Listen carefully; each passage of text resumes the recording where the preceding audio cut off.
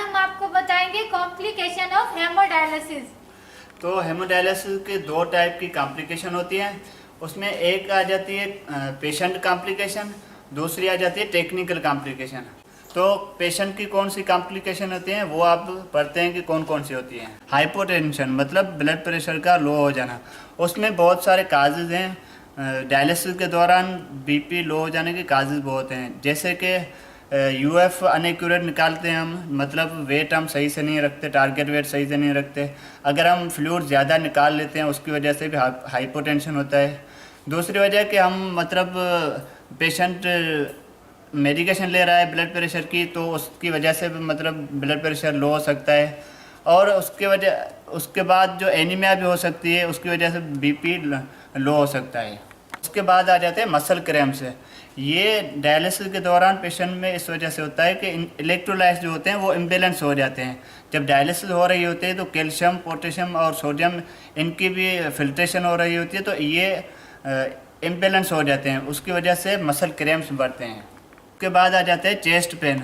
Chest pain के बहुत सारे काज हैं, जैसे अंजाइना होती है, या दिल की कोई बीमारी है, ये एमआई हो जाता है, या इस्कीमिया, उसकी वजह से चेस्ट पेन होता है। हाइपरटेंशन में ऐसे होता है, या तो जो पेशेंट है पहले से ब्लड प्रेशर का मरीज़ है, मेडिसिन लेकर नहीं आया ब्लड प्रेशर की, या तो फ्लूइड ओवरलोड में तब भी हाइपरटेंशन होता है। Nausea and vomiting.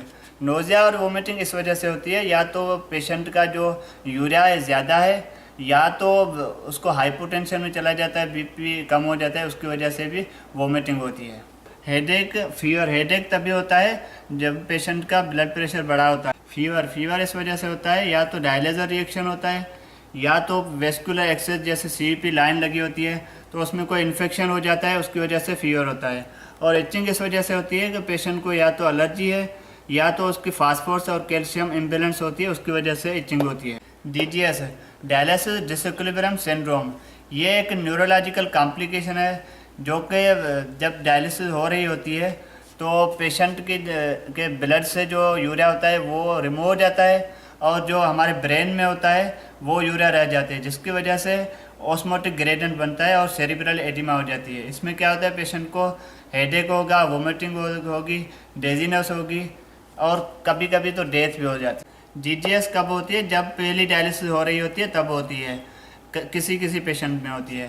तो या तो हम पंप की स्पीड बढ़ा देते हैं, उसकी वजह से होती है, या तो हम जो टाइम है वो ज़्यादा रख देते हैं, उसकी वजह से होती है। तो इसलिए हम क्यू भी कम कर देंगे और जो टाइमिंग है वो शार्ट कर देंगे। अब मैं आपको बताऊंगी सेकंड कॉम्प्लिकेशन, जो कि है टेक्निकल कॉम्प्लिकेशन। इसमें सबसे पहले आ जाता है ब्लड क्लोटिंग। ब्लड क्लोटिंग में क्या होता है कि जो हम निडल्स लगाते हैं वो सही नहीं लगी होगी, तो उसकी वजह से मशीन को सही तरह से ब्लड नहीं मिल पाएगा, जिसकी वजह से पूरे सेट में ब्लड क्लोट हो जाएगा। तो है ब्लड लीक।